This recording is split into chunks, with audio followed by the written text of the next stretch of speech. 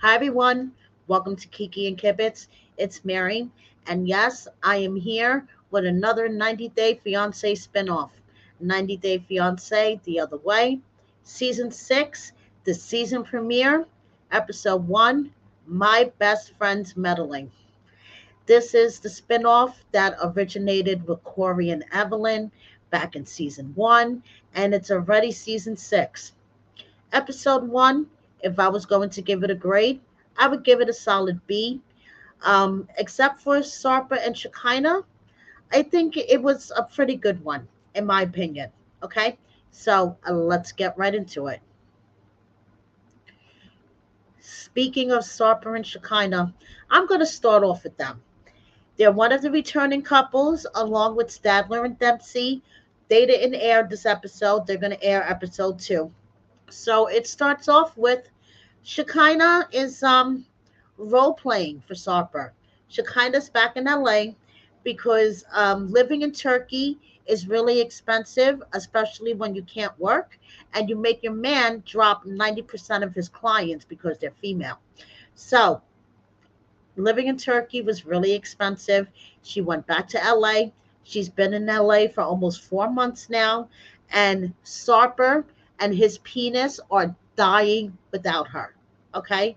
He insists that he is completely 110% faithful to Shekinah, but Shekinah doesn't believe him because, first of all, she knows her man is a dog. Okay? He may be a reformed playboy, but he has a 2,500 body count. Okay, and Shekinah herself said at first she thought it was a typo. She thought it was 250, and she was cringing at a 250 body count, but she was gonna let that slide. But then she realized that it's 2,500. Okay, and that's really really cringy. And Shekinah's like, I don't really think that him and his penis could stay faithful to me while I'm back in LA making money.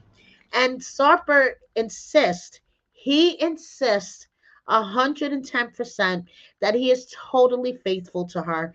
And she knows every moment of his day. And, she ruins the moments when she starts arguing with him because he didn't, answer her text immediately or pick up the phone immediately. And she, ruins is ruining the moments of their relationship. Okay, personally, I don't believe Sarper has stood faithful to her. Okay, this is all bullshit, honestly. And Sarper is trying to, I guess, paint himself in a softer light this season because their first season, Sarper was a total asshole, to put it nicely. So we see him dancing with, I guess, his little cousin, his cousin's daughter, and he tries to share the softer side of him when he talks about his OCD, and when he's anxious, he feels the need to count everything. Okay, he'll count the rice grains on the plate, the number of cars passing by, the number of people in each car. And he said, as he always counted things and people growing up, and as a young adult and throughout his adulthood, his counting expanded to the number of women that he slept with. And we got the flashback from the last tell-all, and he's like showing like that little notebook that had all the x's, and he's just turning page after page after page, and you see all the x's, and each x represents a woman that he slept with. And Kalani's like, oh my god. Okay, yeah, so they flash back to that scene, and Sarper is insisting that he's missing Shekinah so much. He tells his cousin about all the difficulties that him and Shekinah are having because of the distance between them. Shekinah's coming in a week. He cannot wait. Okay, 4 months has been way too long for them to be separated. And his cousin's like, I just hope you know what you're doing, because she kind of seems to be a very, very jealous type. As Sarper's like, oh yeah, she is such a jealous type. And Sarper revealed that his personal training business isn't going as great ever since he dropped 90% of his clients that were females. And I'm thinking in my head, bullshit, dude. Okay, yeah. Cry me a river. Bullshit. So, they're going to see each other in a week. Okay. And Shekinah is taking her dog with her this time. Okay. Because she's not going to be away from her dog. The last time she went to Turkey, she didn't take her dog with her, and she was miserable without her dog. So her dog is coming this time. And all I'm thinking in my head is, Shekinah, first of all, don't you have a teenage daughter, okay, that could see you doing this role playing shit on TV? Okay. Secondly, I haven't heard you talk about missing your kid. You're gonna miss you missed your dog so much the last time, that this time you're taking your dog with you. But what about your child? I don't hear much talk about your child. So anyway, she's taking her dog to the groomers. Okay. And so her dog can get groomed one last time before they go to Turkey. And her best friends are meeting her there. Okay. Her best friends miss her. They haven't seen her in a while. And these are her best friends. Okay. And they are shocked to learn that Shekinah has applied for the K1 visa with Sarper, okay? Because she never wanted to get married again. And the Shekinah that they know swore that she would never get married again. But guess what? This Shekinah applied for the K1 visa with Sarper to secure that a season of 90 day. Okay? Because they'll wait to get that K1 visa just to make sure that they are on a future season of 90 day. Mark my words. Mm. So Shekinah says it's because he can make more money in LA as a personal trainer, blah, blah, blah, blah, blah. We all know is to secure their future on this franchise. Okay? Just saying. So, guess what? Sarper is going to design Shekinah's new nose. Yes, you heard me correctly. Shekinah is getting a nose job. Okay? She's always wanted to get a nose job. And she is trusting Sarper to tell the doctor exactly what to do with her nose, because Sarper knows it. He knows it all. Okay, he swears he knows better, and he will tell the doctor exactly what she needs. He'll sketch it out right on her face. Okay, don't worry. He'll draw the doctor a picture right on her face, and because if he has to look at her nose, he needs to design it. Hmm. Now her friends who look like this, they are shocked. Okay, they are shocked that Shekinah is giving this man so much power in her life. Okay, not only is she moving back to Turkey again for him, she is letting him design her face. Like, what in the actual fuck? So that's Sarper and Shekinah. Now we are going to move on to Lily, who is 46 years old from China, and check out her crib, okay? And Josh, who is 47 years old from South Carolina. Lily, she is a boss, okay? She has her own cosmetics company in China.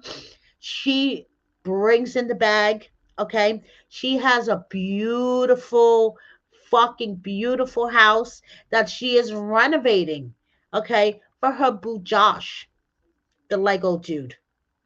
Josh is 47 years old, and they started off his scene with him playing with Legos. He likes to do all of the kid things, play with drones, remote control cars, trains, Legos, you name it. Okay. Josh and Lily met on a language learning app. Okay. He was trying to learn Mandarin, she was trying to learn English, and their paths crossed.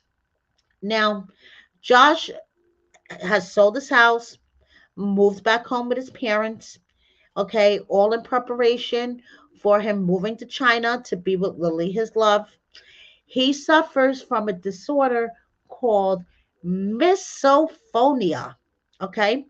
And misophonia basically means you hate sounds, okay?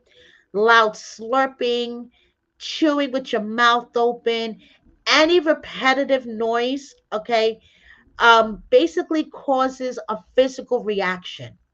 You could have anxiety, rage. I mean, he suffers almost panic attacks. Okay. So, this is a real condition that Josh has lived with all his life. Okay. And, the only one whose sounds does not bother him is his sweetheart, Lily. Okay. So, Josh, after talking for 2 years, Lily came to the States. Okay, after 18 days, he said, I have to put a ring on it. This woman is so special. I have to put a ring on it." So he asked her to marry him. She said yes, of course. And a couple of days later, they got married in Vegas. Okay, so she never intended on moving to the US. Okay. Like I said, she owns a successful cosmetic business in China. And for 46, let me tell you, she looks fucking good, in my opinion. Okay. So after a month, when they got married, she had to go back to China. So now Josh is packing up everything and moving to China. Now, first, we see Lily showing Josh all the renovations that she's done in the apartment, and she's like, "All of this has bankrupted me. I am broke. I spent all my money on this apartment to make you happy.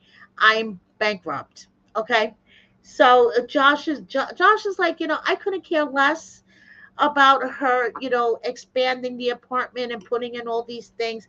I appreciate it, but I told Lily, her apartment was just fine the way it was. But Lily wants to prove her love to Josh, so she does all of these renovations, and she's like, I really hope Josh likes it when he gets here. Now, the thing about Chinese immigration, okay, is he's not going to be able to work for 5 years. Okay, to make a long story short, he's going to be on a marriage visa, so he can't work for 5 years. And after 5 years, he could apply for a 10-year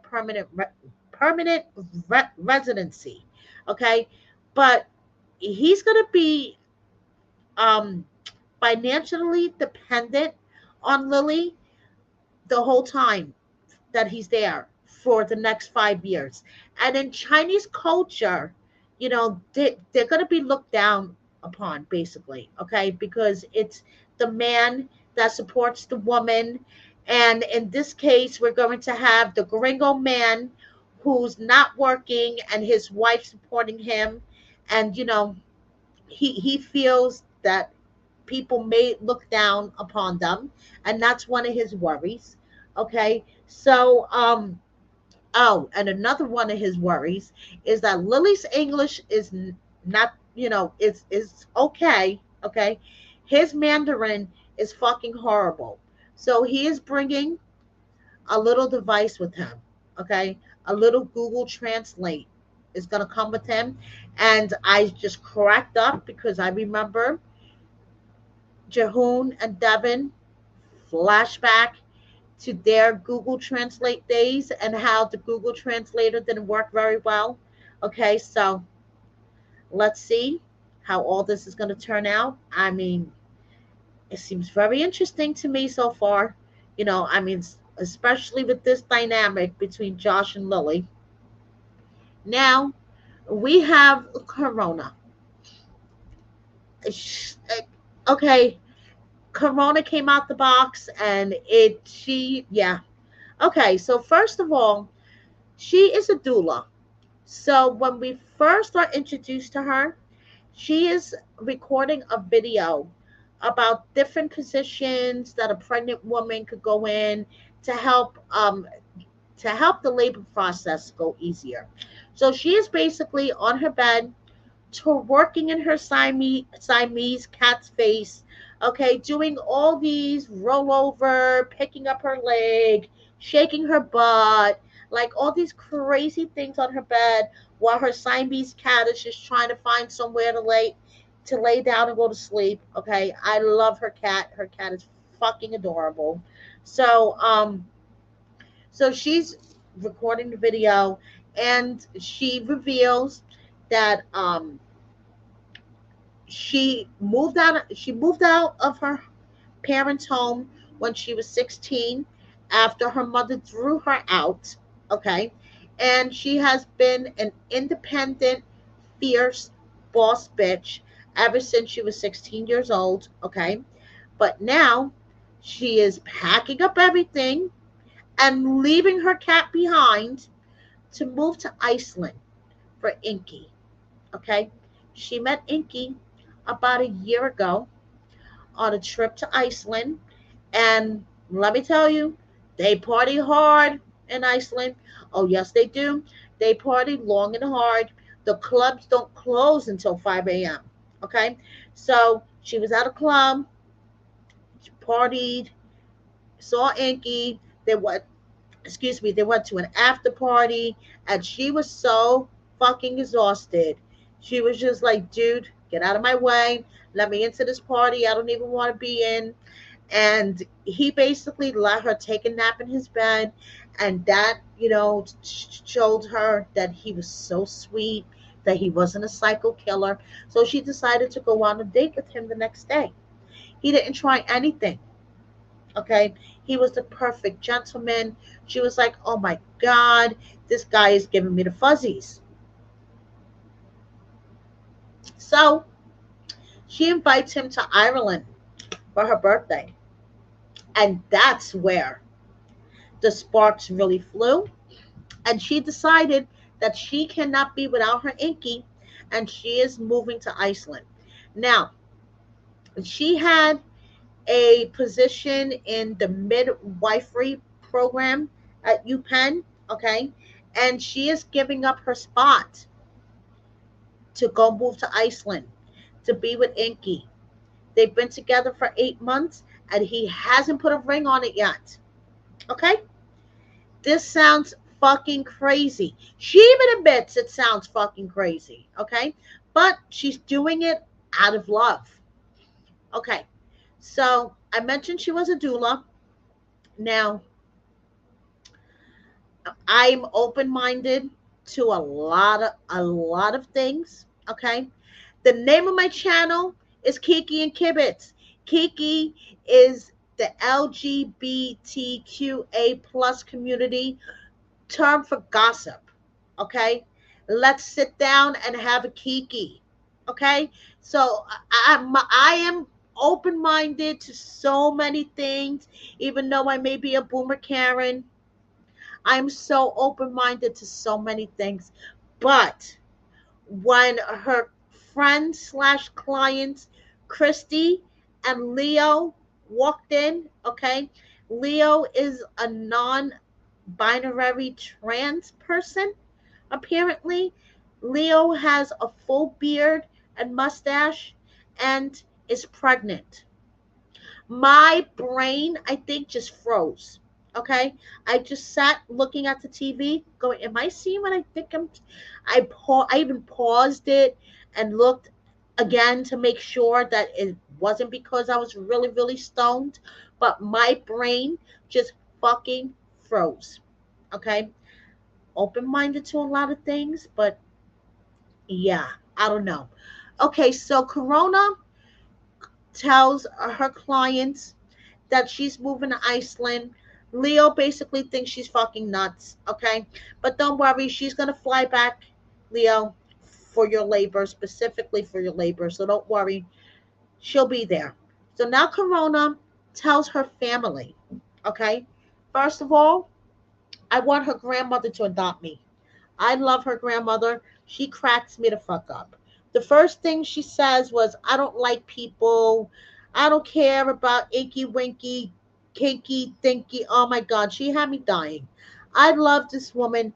I want her to adopt me. And that's it. Okay. So she tells her family that she's moving. And they are basically like, girl, have you lost your ever loving mind? Do you know this man? Do you know that he's not married? Do you know that he's not a serial killer? Do you know his last name? Do you know his blood type? Do you know anything about this man? And you are moving to Iceland? Are there black people in Iceland? No, as a matter of fact, there's about 5 black people in Iceland. So let me get this straight. You are moving to a country that has about 5 black people, and you don't even know this man. Her mom, who is hard of hearing, by the way, and uses a tablet to translate, live transcription. Her mom is like, Corona has lost her damn mind. But one thing about my daughter is you cannot change her mind about anything. Once she is set upon something, that's it. There's no changing Corona's mind. Okay. So the other issue we have here is Corona is apparently a rageaholic. Okay, I mean, one she could go from 0 to 1,000, rip your head off. Okay, now since Inky has never been in a relationship, a real relationship, he's 38 years old. He's had some hookups, but he's never been in a real relationship. Corona decided that she was going to do what she called um like having a soft relationship. I forgot the term that she used. Soft partnering, I think. Just like soft parenting. So because she didn't want to unleash the whole beast upon Inky when she got mad. But her family, they had a point. This version of Corona, okay, Inky is not in love with the true version of Corona, okay, because he hasn't seen it yet. He hasn't seen the Corona that will go fucking crazy and rip you apart. He hasn't seen that yet. So yeah, he's in love with a version of Corona that's not true. And I'm like, preach it, Granny, preach it. So anyway, we are moving on to the Brandon and Mary 2.0 of the season. James from Maine and Metalia, also known as Tata, from Indonesia. Okay? Now, first of all, James is an elevator technician for his family's company, and apparently, I didn't know this. Being an elevator technician is one of the top 10 most dangerous jobs. I mean, it happened to his father. His father got distracted, and an elevator ran over his fingers and nearly amputated 2 of them. So, yeah, you need to pay attention when you're doing your job as an elevator repairman because you could have possibly limbs severed. So, in his spare time, though, he's like the modern Indiana Jones. Okay, he likes to go, searching for things with his metal detector and looking at rocks and etc. Tata, she has tried to like the United States. Okay, she's been here for 2.5 years. Her and James met on social media. Okay, the algorithm threw them together, and James went to go see her in Indonesia. Decided it was love. Asked her to marry him. She came to the United States on a K1, married him because in her culture, the women followed their husbands. She really tried living here. Okay. She really tried. And that's it. She's done with doing the American thing, and she wants to go back home to Indonesia. Partly, well, mostly, according to her, because of medical conditions that she's suffering from, and that she can't seem to get the answers to here in the States. Okay, she has a lump in her throat. It's hard for her to swallow. She suffers from headaches. And she has been going to doctor to doctor to doctor to doctor, and no one could seem to give her an answer. And she just wants to go home to Indonesia, where the doctors know her culture, and they could possibly, and they could give her the answers that she needs, because the one thing that she wants more than anything else in this life is to have kids. Okay, and she's worried that this health condition, whatever's going on with her, could ruin the chances of her having kids. Okay, so now the reason why I say that these two are Mary and Brandon 2.0 is she is really off the charts emotional, and that is putting it mildly. Okay, she she could go from 0 to 5,000 in 2.2 seconds. Okay, James even admits that she is a jealous one, and she will cut off his dick in a hot second. Okay, um they were having a conversation in the record shop. James is trying to sell some old records to, scrape up some money before the trip back to Indonesia. Tata is going first, and then James is going to go like a month after. And they haven't told his family yet. And James is afraid to tell his family because they're going to be disappointed in him with the business and whatever. And he wants to keep working as long as possible to save up as much money as he can, because he doesn't know what he's going to be able to do in Indonesia to support them. So they're having a conversation in the record shop, okay? And she got fucking hysterical. I mean, hysterical in the middle of the record shop. I mean, this lady was like looking at stuff, and she's like side eyeing them, like, what the fuck is going on? Okay. So she's like, I'm afraid that after I leave and you tell your parents that you're, moving back to Indonesia with me, that they're gonna say something, and they're gonna, and you're gonna wind up staying and whatever. So she has this emotional flip out breakdown in the record shop. The record shop guy, interrupts the breakdown. He's like, "Oh yeah, listen. By the way, this box of records you brought me, all junk." Okay, so James assures Tatiana, Tata, that everything is going to be just fine. Okay, and so then the next scene is she tells her BFF Adele, okay, because apparently this girl Adele is her only friend, okay, and she's so bored. She makes jewelry. She tries to sell some of it, to have some money, into the household. And Adele is her BFF, and they make jewelry together. Well, Adele is such a best friend that she had no idea about the medical issues that Tata is going through, or that Tata was moving to Indonesia the next day. She had no clue about this stuff, but she knew that James was scared to have children. Okay.